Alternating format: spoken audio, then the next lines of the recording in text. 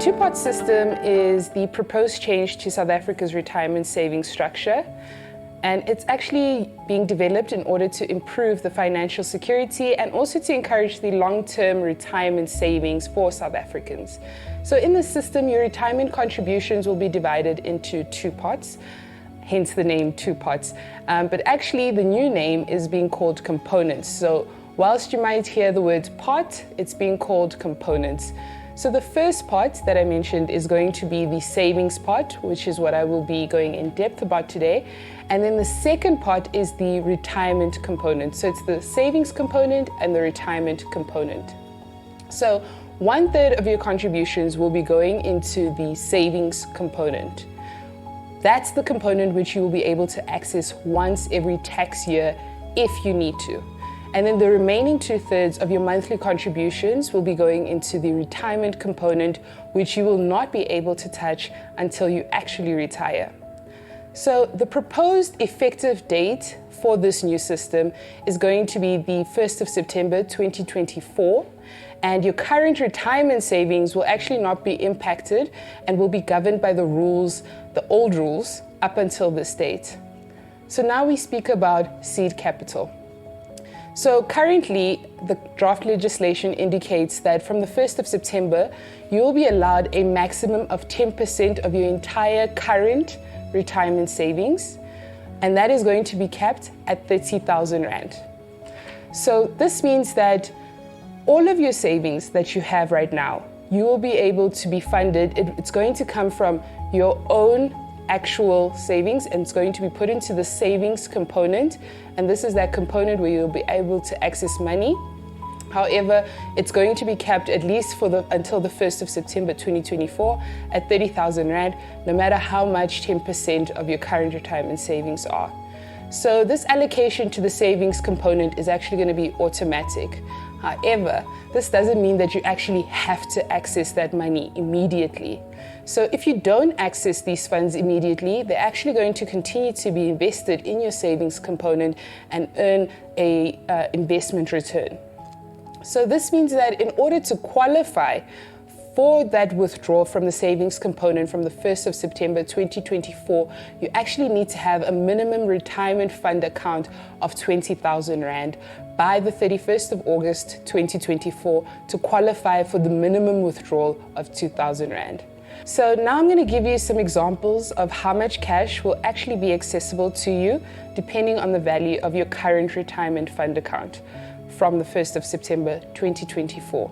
So let's say as at August the 31st, 2024, you have 30,000 Rand in your fund account.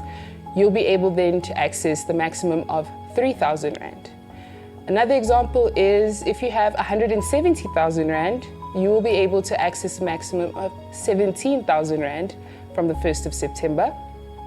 But now let's say you have 1 million Rand in your account. Now that is where it's going to be capped, and you'll only be able to access 30,000 Rand. So this is only applicable from the 1st of September 2024. Thereafter, you're actually going to be able to access 100% of what is contained in your savings component as that benefit grows. In order to qualify for this withdrawal from the savings component from the 1st of September 2024, you have to have a minimum retirement fund account of 20,000 Rand by the 31st of August 2024. And that's going to allow you to qualify for that minimum withdrawal of 2,000 Rand.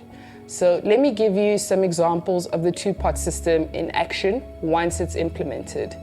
So let's say if you have your monthly contributions are a total of 300 Rand. What's going to happen is 100 Rand is automatically going to be put into your savings component, and then that remaining 200 Rand is going to be put into the retirement component. This means that after 12 months of contributing, you're going to have a total amount of 1,200 Rand in the savings component, and further to that, you're going to have 2,400 Rand in the retirement component. And now this means for that tax year, you will not be able to access your savings component containing the 1,200 Rand because the minimum amount that has to be in that component is 2,000 Rand. So let me give you some different examples. So let's say if your monthly contributions actually amount to 9,000 Rand per month, now 3,000 Rand is going to go into the savings component, whilst the remaining 6,000 Rand is going to go into the retirement component. So this means that after a period of 12 months, you're going to have 36,000 Rand that's going to be allocated into your savings component, and then you're going to have a further 72,000 Rand that's going to be allocated to the retirement component. This means that for that tax year, you will have access to the saving component amounting to a total of 36,000 Rand. So now from this example that I gave, you see that there's no cap applied. So you will be able to access that entire 36,000 Rand benefit in your savings component. So remember that there must be a minimum of 2,000 Rand in the savings component in order to access that amount. And in conclusion, if your savings component consists of 2,000 Rand, you will then qualify for the two pots component. And if not, you will not qualify for that specific tax year. But as that savings component grows, then you will be able to once again access that component. Now, as for when you can access the saving pot, this is a tricky one to answer because the actual detailed timelines haven't yet been disclosed. So the proposed regulations currently suggest that that seeding capital that I spoke about value should be available from the actual date of the 1st of September. However, as the rules are not finalized yet and more details have to be provided by each retirement fund, the timelines of when payments will actually happen for those withdrawals has not actually been disclosed. So now I just want to run through a summary of the things that I discussed, some points that I really want everyone to understand. Remember that firstly, you need that minimum amount of 2,000 Rand in your savings component if you want to be able to withdraw. Otherwise, you will not be able to withdraw for that tax year. The next point that I want us to just remember is that you're only allowed to withdraw once in a tax year.